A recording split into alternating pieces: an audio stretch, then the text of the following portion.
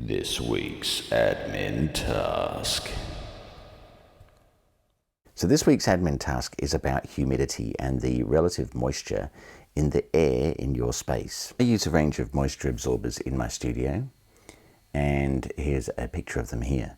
And this week's task is, if you don't already have these set up for your studio space, maybe look at, first of all, obtaining a moisture level meter, such as the one pictured here, which shows temperature as well, internal, inside and outside temperature. It's got a sensor outside, and it also has the moisture level shown as a percentage. This gives me a bit of a guide. Relative humidity, there you go.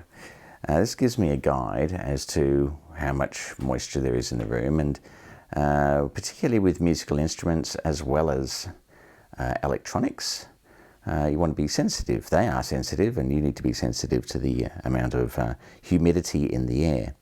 So therefore, monitoring that's important, but also regulating it, as you see here. Now, if you've got these set up already, this week's task has a special element for you, because if you're like me, you're changing the crystals out here during high humidity periods, like a rainy season, or for example in winter when the temperature drops and the humidity increases. You might be recharging your moisture absorbers more regularly, in which case this week's admin task for you is to also clean out.